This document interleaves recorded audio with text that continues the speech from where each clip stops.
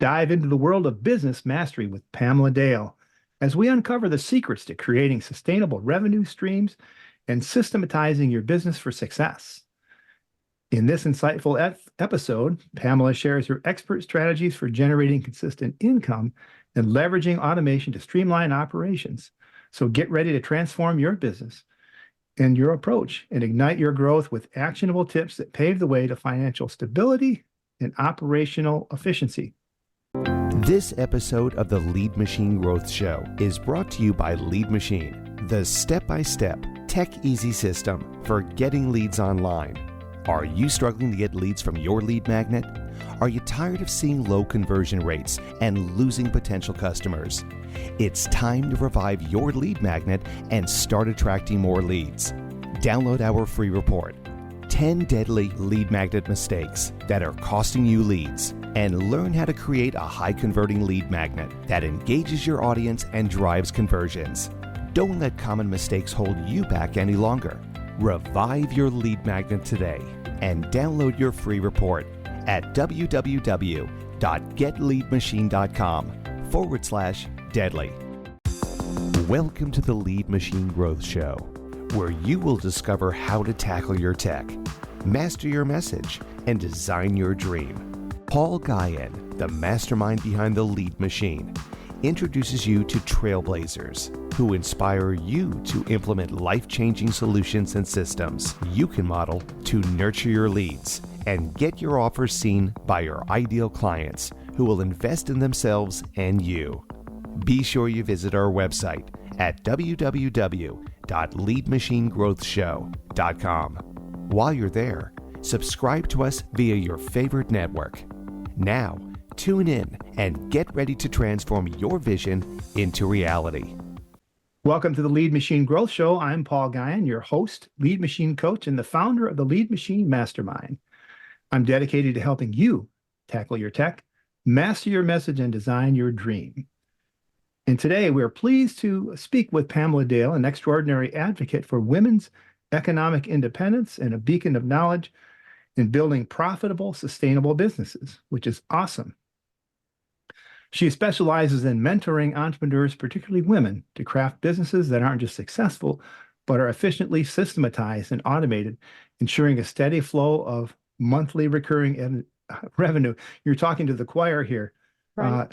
Her belief that great things happen when women have money, and men, has fueled her mission to empower business owners across the globe. So buckle up as we dive into this conversation filled with insights and strategies that could revolutionize your business operations and financial flow. Wow, that's pretty awesome. Right. Welcome, Pamela. Thank you so much for having me, Paul. So, sustainable revenue streams. I mean, I think of passive income and those things. Isn't that what we're talking about here? Well, passive, I don't think there's anything that's really truly passive, but sustainable means something that we can not only put together, but maintain. And there's a lot of things online that we think are sustainable or that will sell, and those are monthly memberships. And those are actually some of the most challenging to sell. So we want to talk about something that you can sustain and is really effective, that somebody wants to pay monthly for, because if we're not utilizing it, we're not going to pay monthly. We come in, consume the material, and out we go. So it has to benefit both the business and the user. And so what would be a key to, you have a formula or something like that that would help someone define that for your, let's say you're a business coach such as yourself, what would be an example of that, and what would be the keys to the success of that? I think something that happened in 2020 with COVID is that a lot of people started wanting to work online, needing to work online, and there was a lot of information brought into the online space as a result of that. There were people that had never shared what they knew online, and we have an overload of information. And what we're missing is implementation, or we're missing the expertise. A lot of people came online that are not real experts or have really built a business. And when we come in as users of that material, we consume it and don't get the result that they had promised. So what I'm noticing in the space now is that I need expert. I need the guru. I need to talk to that person. So a monthly recurring revenue source, I will pay to access that person on a daily, weekly, monthly basis.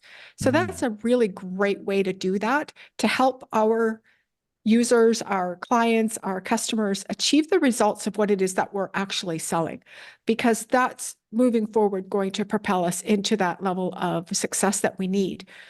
Clients talking to each other, leaving reviews, going on to our next program. If I sell a program and they don't get results, they're not going to move up my quote unquote value ladder to my next offer. Yeah. So then I'm constantly on that first offer, struggling to not only keep selling it or coming up with the next one. And that's exhausting. Yeah. And so now you really are preaching to the choir when we talk about implementation.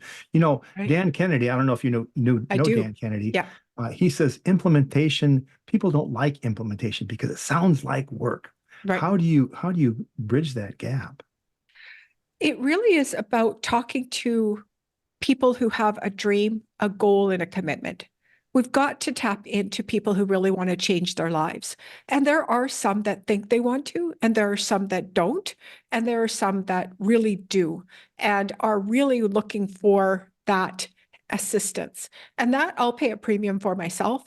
So I don't need to do the $297. I can charge $10,000 and really move with someone and put systems in place to help them move forward. So we can gamify things. We can put points on things. We can have different milestones. You'd be amazed what I'll do for a t-shirt, right? So there's some things that we can do to make that happen. Now, there are a lot of people that will not finish and complete for a lot of reasons. But if we've got enough systems in place to help people move and flow through our material and not pushing them out of the nest or the environment if they choose not to, so that they can come back, and not having that such a strong gate around who we are and what we do, I think is really important as well. So the access to the guru, so to speak, is key, critical to this, it sounds like. But then the systemization and the gamification are things that you built into the way you deliver your content. Right. And how does that look? I'm kind of going off script here, but this is what I want to know, because right. I think everyone else wants to know. How do you do that? Inside of a system like High Level, which is what I use, if someone starts my course, first I can tell they purchase, so they'll get a point for purchasing. If they book a call, they'll get 10 points, say, for example. And then when they sign into the program, the system can assign another point level. If they complete the lesson, complete the category, complete the whole product is the wording, and then I can issue a certificate. I can put them in and move them over into the alumni community, and it continues to gather points throughout this. And through that, I can send them an email and go, I saw that you completed. I don't know how many programs I've signed up for and never received word that I even logged in. Nobody was watching. So if I know it matters, and I know that there's another piece to it, and I know that there's somebody saying and cheering me on, and I get a point, like, I will do things for t-shirts. So we've not ever had that interaction with people that we've purchased from. Never mind me reaching out halfway through and offering a 15-minute call, because I know they're halfway through the material. Yeah. So if I don't have a system in place to help me, to notify me, etc., then my users are just like swimming out in the ocean all by themselves, and they're not getting the result. So they're off to the next person. So if I can gamify it and at least be aware, I can be notified inside the system that someone's logged in. I can jump over to Instagram and go, hey, just thought I'd pop in your DM quick and notice that you jumped in. That level of service today will help people to believe not only in what I'm doing or but start to believe in themselves, because I see them. I can see that they are doing the thing that they said they were going to do. That means a lot to people today. So there's so much there. Yeah, and for those, that's a high point. Is it called high tail? High level. High level. I just spoke with a guest earlier this week about that very thing. Fantastic. And so folks who are listening, you can automate the gamification of your course, right, and have triggers along the way that notify you some of that can be automated so that some automated All messages automated. can Yeah, come and also notify you so you can have that personal touch. that's So right. that helps you scale and have more of an impact on people. And And I'll also know based on how many points they have in the system. I also give them points if they've opened an email, etc. And then I go in and I can filter them. And then I know that those are the best people to reach out to for the next offer or just in general to make send an email and say, hi, thank you for being a part of the community. I can see that you're engaging with the material. What else could I create for you that you would really like to have, paid or not? And yeah, just let them know that I'm listening. wow. And so high level is a CRM and an email platform and a community. And what else does it do? Oh, Funnel payment gateway, builder, funnel builder, payments, payments. communities, Yeah. reviews, reputation, Wow. analytics, calendar, conversation aggregation, meaning I can have Instagram DM, Facebook messages, my email, SMS, my web chat widget, and it can be AI'd as well, all inside the one system. So I don't need to go to all these different places to get my messages. And I can automate. If somebody sent me a DM on Instagram, I can automate and say, I'm not on Instagram often, but I saw your message come through. I've just notified, like depending on how you want to do it, like I just notified Pamela that you've sent this message and she's going to get back to you. Cool. So people are reaching out to businesses because they are looking for something. And if I Right. don't answer them, they're on to the next person. Wow, that's cool. That sounds killer. And there's other platforms that are like that. HubSpot is one Right. that does similar things. But I heard high level. I started hearing more about it, probably because I had my guests on the other day. HubSpot starts to increase in price the more contacts you have and the more users you have. High Yeah. level doesn't do that. It just Yeah. charges you for every email that you send. So Oh, you can okay. send approximately 15,000 emails for $10. Oh, wow. So if you've got a big list, it makes sense. You're going to make money, but why pay for these full systems for all these users and all these contacts when you're not utilizing it effectively? Right. Right. Well, that's love to hear more about that. So what is the problem with all this advice? I know you mentioned it earlier Mm. when we were talking about the 2020, the COVID thing, the pandemic, and people came out of the woodwork pretending to be experts. The same thing's happening with AI right now. The Yes, so same thing is true. happening. So what's the deal with that? What's the problem with that? Well, what do they call that? Natural selection or something. I'm not Yeah, sciencey enough, but like they're survival of the struggling fittest. and they're weeding themselves out, which is amazing. Yeah. I love AI and I use it. And they always say pick an enemy, right? Mhm. In marketing. And mine is if you're using AI, but you're still doing half your business manually, you're in the wrong lane. Yeah. So we're not automating our business. We're trying to AI something that's not even automated. So I don't want an automated message from you to book in a calendar appointment if you've never actually even spoken to me. Yeah. Or if you never gotten back to me, or I've applied for a lot of high ticket coaching programs and they never got back to me, but they were AI experts.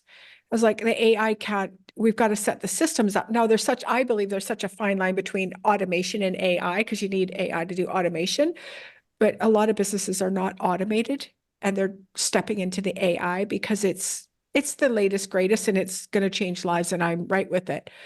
But I would Yeah. love to get a message from you with automation first before it being an AI message. Does that make sense? So Yeah. Yeah. we're putting the cart before the horse on some businesses for sure.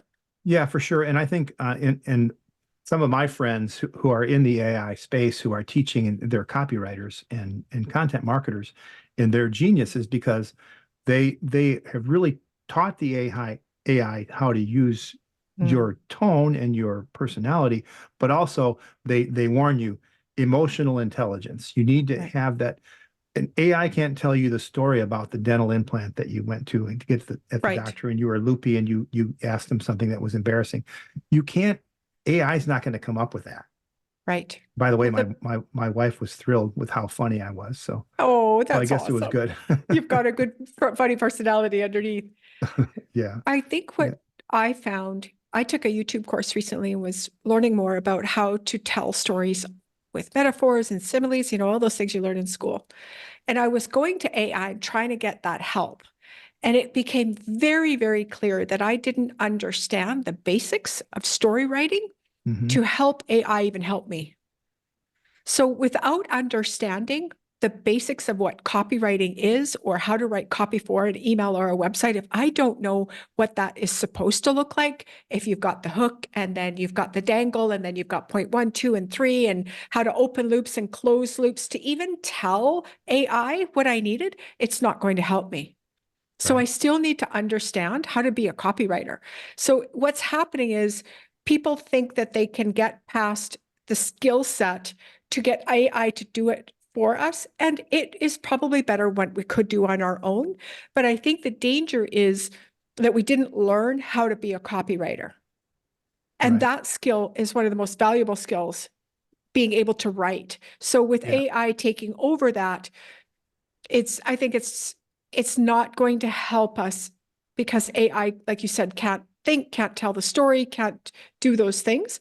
So it's hard to tell. I remember when I first started using AI and I got frustrated with it. And I was like, I realized how little information I was actually giving it, thinking it could come back with the right answers for me.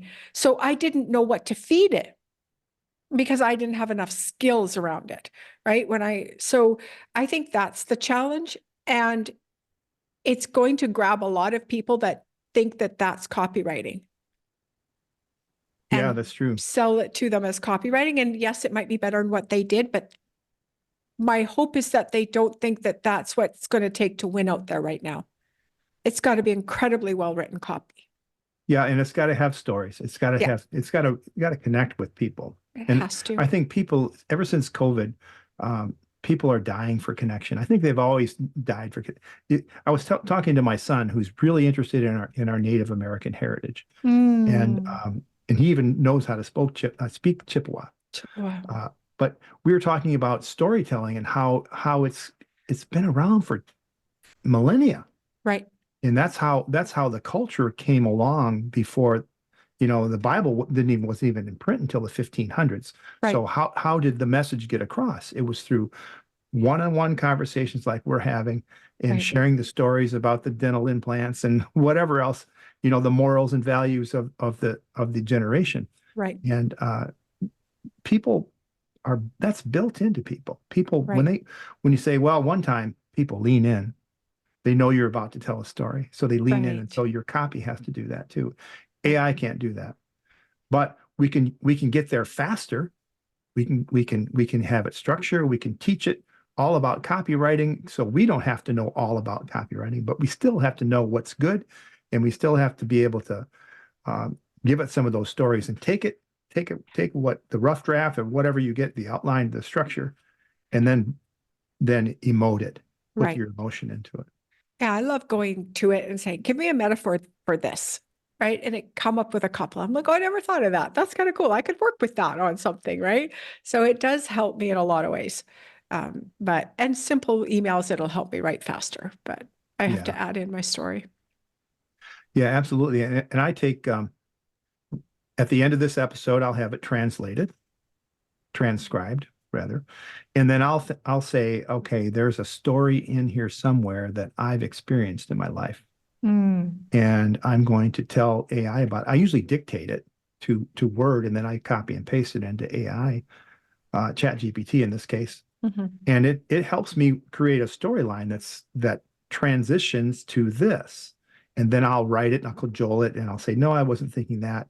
And then I'll make it my own. And that's what goes into my show notes, into my newsletters. So it's a fabulous tool, but it's a tool, just like a word processor is a tool. Right. So we hit COVID where everyone thought that they could be a coach and course creator and drop shipper and all of those things. And now we've got the AI doing the same thing. Everybody thinks that this is the fast track to business. And I'm a little leery for some of those especially when we're spending our last $200 or $2,000 on that course, thinking that that's what's going to get us the business that we need. And it takes a lot more skill than that, fortunately or unfortunately, to build a business. Yeah, exactly. And I think the human connection is always going to be at the center of what we're Right. trying to do. And I yep, use the automation and the AI to reach out and connect with people, but it's get on the call, send yeah. an email, go send a quick message to someone. But the system did all of that. So I don't have to sit and watch it. The system let me know. And then it's like, okay, now I jump in and talk to people. So it's very interesting to talk about.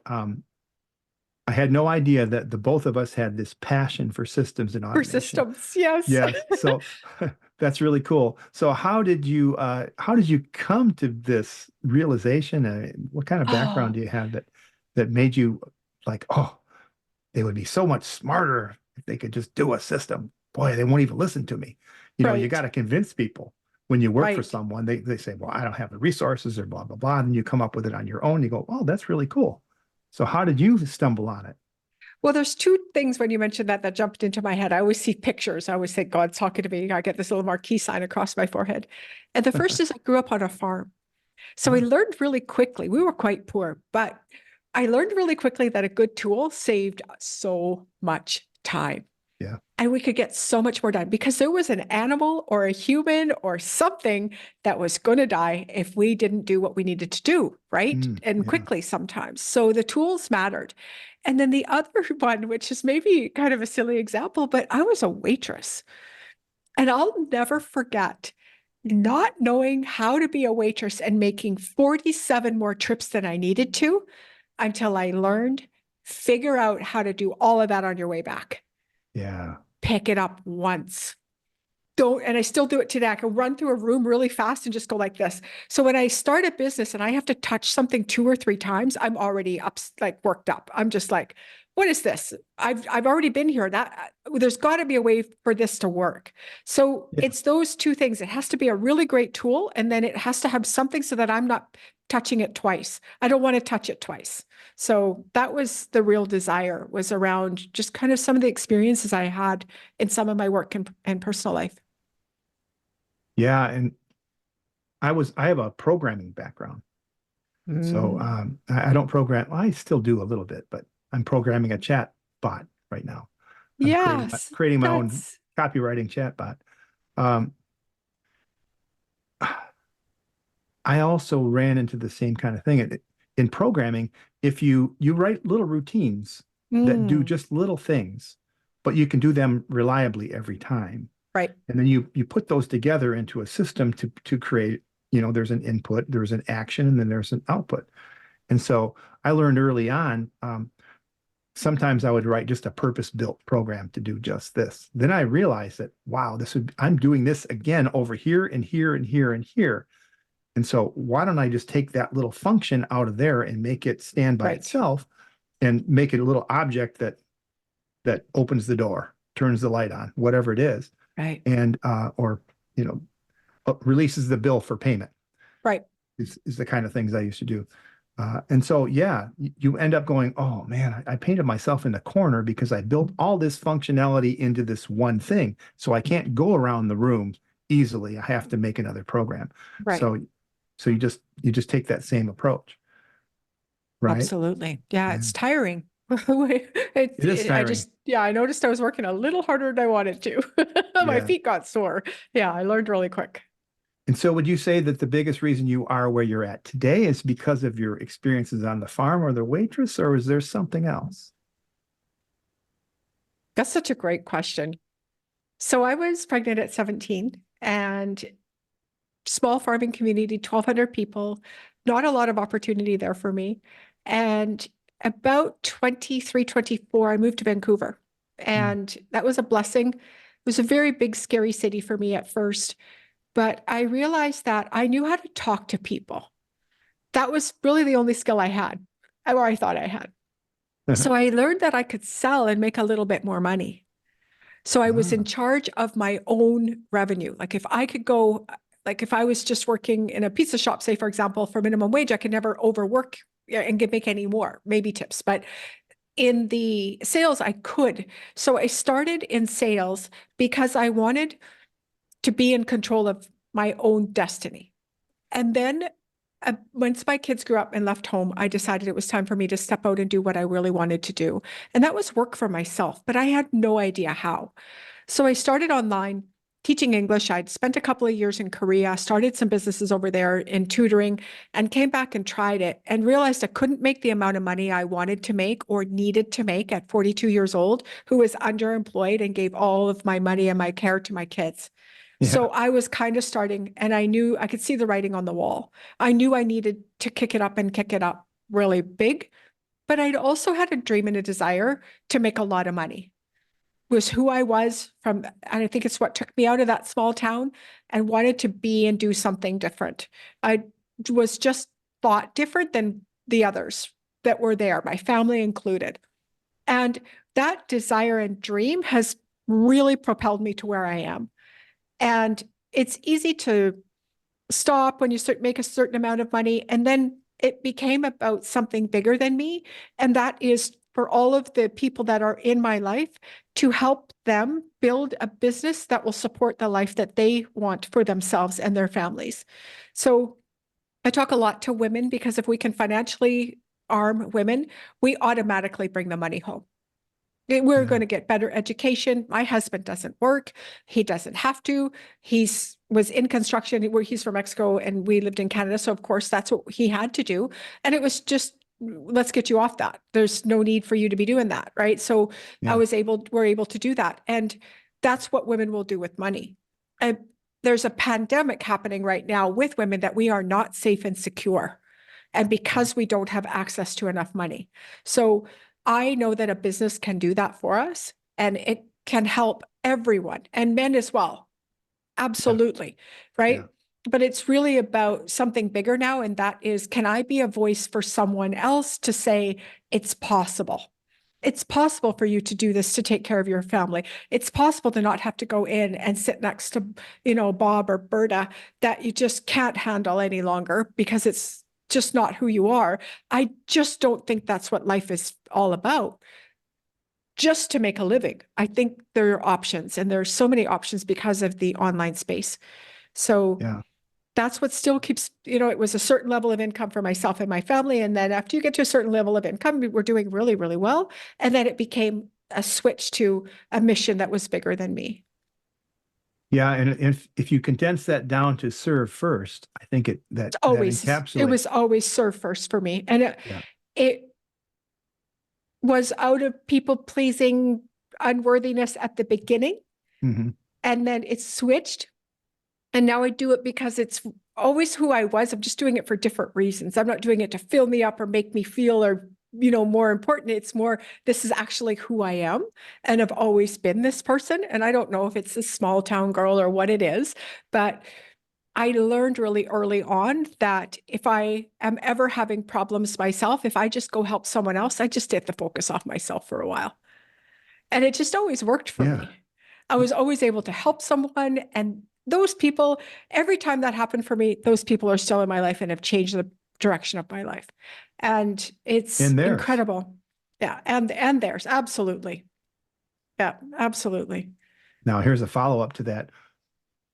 Would it have been even better if you had started out with that I wish I could have. I know. I wished I could have, but I just didn't know. Yeah. And coming from where I came from, I was really abused as a child as well. And it was just what I knew.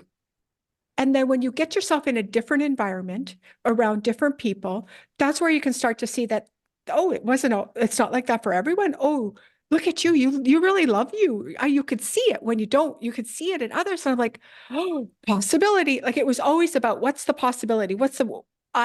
Till someone says you can make $1 million a year in an online business, you don't know it's possible.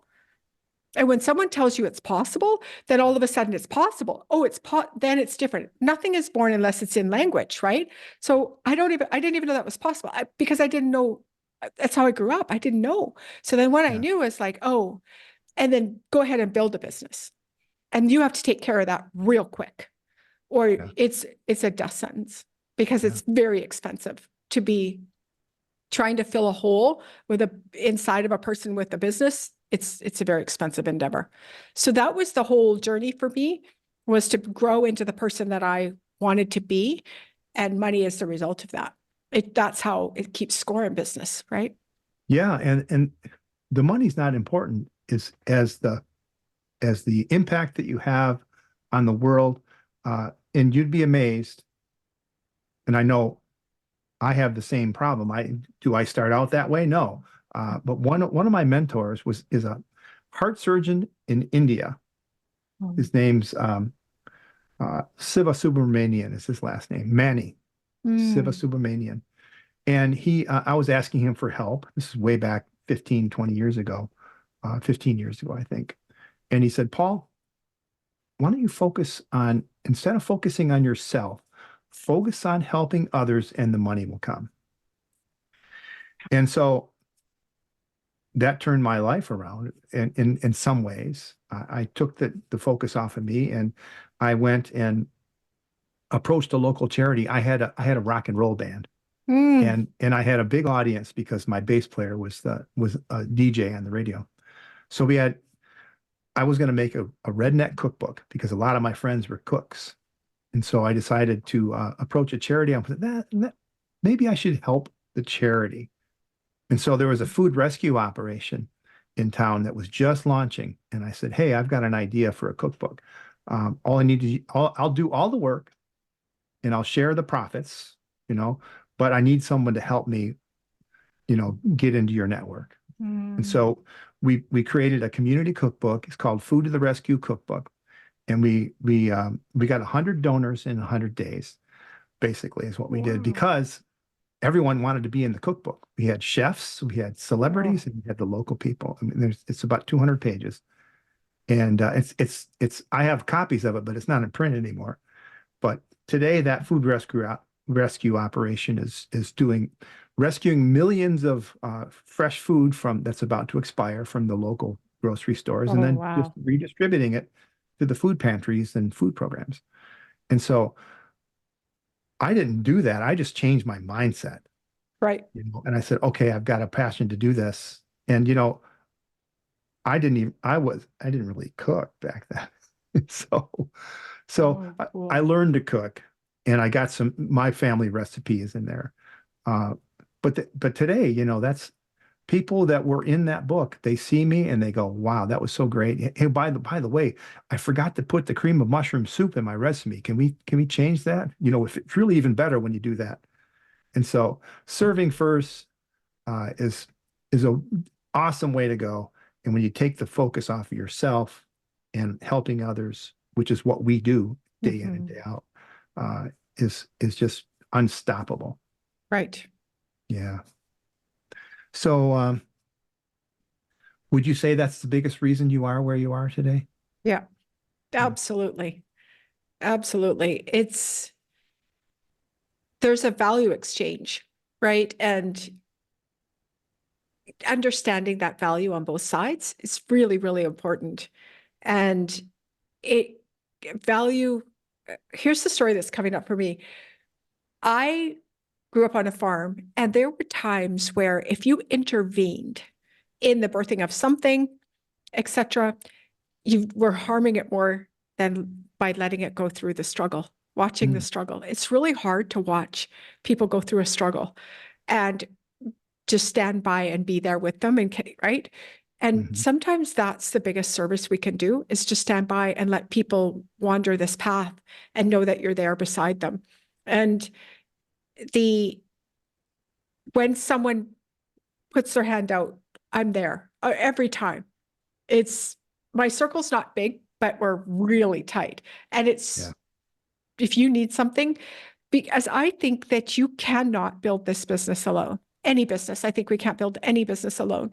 But the systems tell us that, or society tells us that this is, the survival of the fittest, or whatever the wording is. But we can't do it alone. So we've got to do it together and help each other. And I have helped so many people with no expectation of anything ever coming back. It's just not. And I got on a call with somebody the other day, and they gave me their whole program for no charge. And I just sometimes am still shocked by the generosity of people. It's Everyone is really so generous, and people really want to make a difference. And there's just so much out there available to us. if we just get out and do the same, like just be of service to people. And that looks all sorts of ways. Yeah. Yeah. And the thing is there's so much out there, but so few of us really do the work to implement it, Right. which is why we're here and why we need coaches. And uh, you probably have a coach. I have a coach. Absolutely. And we coach others. And absolutely. Yeah, I and couldn't do this without my coach. I don't know what I would do because I can't see myself. Can't see yeah, myself clearly. yeah. So how about if we really, what are some of the biggest mistakes that business owners make with regard to what we're talking about here? I think the first thing is we need to tell ourselves the truth. Either you want to make a lot more money than you say you do, you want to make a whole lot less than what I know. For me, just giving myself permission to not make $1 million was a huge decision because I have the capacity to do it. Yeah. I have the ability to do it. That's the run. Telling myself the truth around what is it that I really want to do versus the way to do it online. I can build a business any way I want, doing it any way I want. It all will work, but we don't give ourselves permission to do it the way we need to do it, so it won't work. And it could be, I don't want to do calls. I don't want to sell this. I don't want to do this. You don't have to. You don't have to. There's no way that I believe in a world where I am who I am and I have the heart, the goals, the dream, all of that, this package, and then no way to fulfill on it. I don't think that's possible. So there has to be a way for me to make this work for me. So I have to tell myself the truth about that. I have to, if you want to make $10 million, let's go make $10 million. There's no shame in that. You're not taken from anyone else. I go create something with my heart, mind, and soul, and I go sell it. I didn't take that money from anyone else. Yeah. So we don't know value. that, right? I just create value. I could go make $10 million, but there's this connotation to money, all of this stuff. So I think we first need to just tell ourselves the truth. I agree. And have you made those mistakes at first, huh? Geez, I made them all. Honestly, Paul, I speak to you from pure, just fall down myself over and over and over again. That's why I know what it looks like and smells like down here and around here and up here and around. Like it's a journey that we all take, but not many talk about it. The absolute despair and elation, like the two sides of the same coin on a daily basis. This is not for the weak what we do. No, being an entrepreneur is a lonely job. Yeah. And that's why we need a community of people who aren't telling you not the truth. Right. AI will solve your problem. No, it won't. Yeah. Yeah. And sometimes it's your family who don't believe in they want to protect you. Right. They want to protect you from failure. That's it. But they don't understand you. So you've got to have other people that are going, I believe in you. Here's what you can do. Here's what you need to say. Here's what you can offer. Did you think about this? Absolutely. Because I can see you without your story. Yeah. I'm not emotionally tied to what your mom said about you or what your neighbor thinks or what you think about yourself. I just see you in all that God made you. So that's a blessing in itself because then I can give you objective view of things and then do with that as you would. But that's part of our problem is we can't see things clearly. Right. I agree. Well, we've kind of talked about why systemizing. Yes. And we talked a little bit about the tools, but can you give us an example of maybe one of your success stories? Maybe one of your failures? Oh, Lord. Well, let's go to success first. With regards to setting up systems or? Yeah. So I think one of the biggest ones is the one I was talking to you about earlier with regards to the course. So I have a course that I help people start a software business if they want with a white labeled version of high level. Okay. And I want to know who's actually in that course and taking action. So I spent a lot of time setting that whole system up so that first of all, I want them to succeed. So I need to know where they're getting stuck. If I see that they're not moving into the next couple of modules or the next module, there's something wrong there. Them, me, or both. So I want to know that. So I've just set that all up for myself so I can see. And because the course took a tremendous amount of time and energy and money to put together, because I know, having built software businesses for people that are making 6 and 7 figures from selling their software, I know it works. So Yeah. I want that for them. That's what they wanted. So I need to know, where are they getting success, falling off, needing more assistance, so that I can then put more systems or tools in place for them so they can succeed. Because I want to blame a system or a tool first before I ever come at the person, myself Yeah. included, right? Right. So I just set that all up myself so that I have that data. Right. And so what about do you have a story of a user who's used your system successfully I've got the got, results? yes, I've got a number of women specifically. They show up on my calls every week, and I'll never forget, I even met one of them personally in Vegas 2 years ago, and she's rode with me all the way. And she started as a service-based business doing tech, and slowly being able to walk her to a place where she can charge $150 an hour. And she's got Yeah. monthly recurring revenue in her SaaS. She had her husband have a heart attack. She just had gallbladder surgery. That business is making money. I pulled in beside her and helped her with 2 of her clients so she could do that. And that's what we do. So she was able to build a business to help her family. Yeah. And it happens over and over and over again. They're all offering marketing or some sort of services and are turning it into monthly recurring revenue. And we're helping them increase their price by increasing their value so that they can then spend the time that they need with their families. Yeah. And that's why systemization is so important. Yes. And systemizing the human connection, I think, is key to the success. That if they're building that into their systems like you're teaching, Yeah. then that's a winner The winner systems. Yeah. for The everybody. systems kick in for them. Yeah. And so that's how systematization and automation can give you predictable, repeatable Yeah. results, Right. as long as the person using it has value and there's a value exchange happening, which Right. you can also help them with. But that's where the human connection comes in, right? Right. So Absolutely. wow, this has been great. So Thank you. Pamela, thank you so much. As we wrap up with your final words today, what are 3 things that you recommend that our listeners can do today to put these ideas into action? I think the first thing would be, just give yourself a break. The psychological turmoil that happens with a business owner can be just relentless. So it's a Friday afternoon here. Take some time and just take a break. I don't think we break enough and walk away from things enough to give ourselves a fresh perspective. I know I Yeah. didn't, because I was afraid. If I took a break, what would happen to everything? What would happen to Mhm. my business? What if I lost gumption of it? What if I lost the drive? All of those things. Yeah. So just take a break.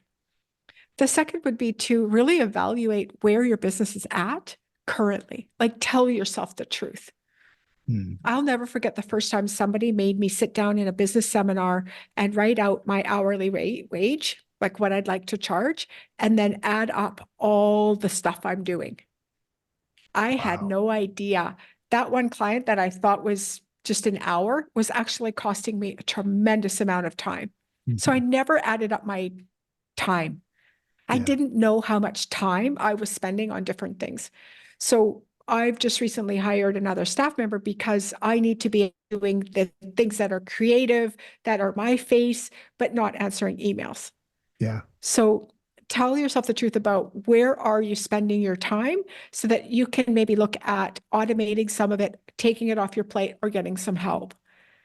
And then the third would be to set a really big goal. Instead of, like, people say, oh, you said 100,000. And I know 100,000 is a really big goal, but if you made $100,000 last year, I challenge you to say you want to make $1 million. And the reason is because all of the squirrels and all the stuff under the surface is going to come at you. And then you can tell for the first time, perhaps, what some of the thinking is that's happening that's preventing you from reaching the goals. Because I can work myself from 100 to 200. I just double what I'm doing. Might kill me, but I could do that. But the moment I hit $1 million in my head, I know it's got to be systems. So if Yeah. I don't You have got the to have systems, leverage. You got to have leverage. So Yeah. it makes you, it's going to force you to look at your systems, whether you choose to go to $1 million or not, but it'll open up the systems and it'll open up your thinking. Yeah. And those are the two things that are going to prevent you from making any money.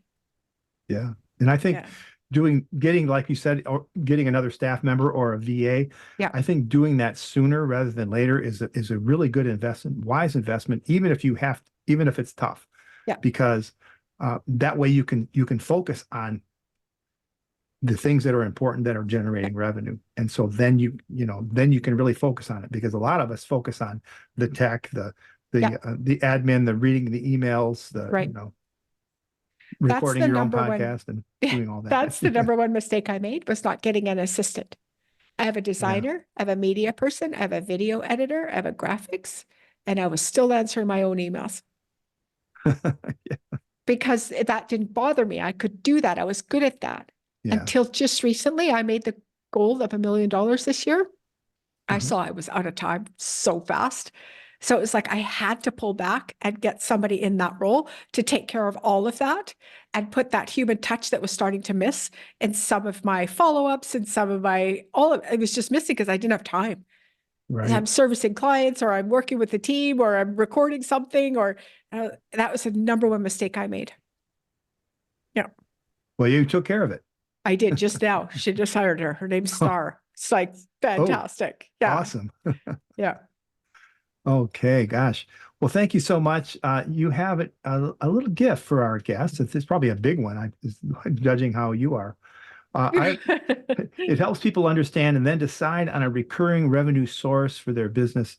It's revenuereinvented.com. That's revenuereinvented.com. And can you tell us just a little bit about what they'll get out of that? Sure. So there are 10 revenue streams in that guide to help you bring about the possibility of what one of these could you start to create an additional revenue stream with. And it's courses, it's software, it's affiliates. A lot of people are not utilizing affiliate offers well enough. Like, there's a lot of different revenue streams that we can create with things that we're already doing. So it's in a paper form. It has what is it, an example, and how to use high level to fulfill on that. And it also has an audio version as well. So I recorded it so you can listen to it instead of read it. Nice. Nice. Okay. That's, again, you can pick that up, revenuereinvented.com. And remember, faith and action go hand in hand. So keep the pedal to the metal. Until next time on the Lead Machine Growth Show, I'm Paul Guyan and Pamela Dale. It's just been a treasure to meet you. Thank you so much for coming. Thank you for having me. Thank you for tuning in to the Lead Machine Growth Show with Paul Guyan, where we show you how to tackle your tech, master your message, and design your dream so that you can transform your vision into reality. Remember to visit our website at www.leadmachinegrowthshow.com and enjoy even more great episodes like this one. Again, while you're here, subscribe to us via your favorite network. We look forward to seeing you next time on the Lead Machine Growth Show.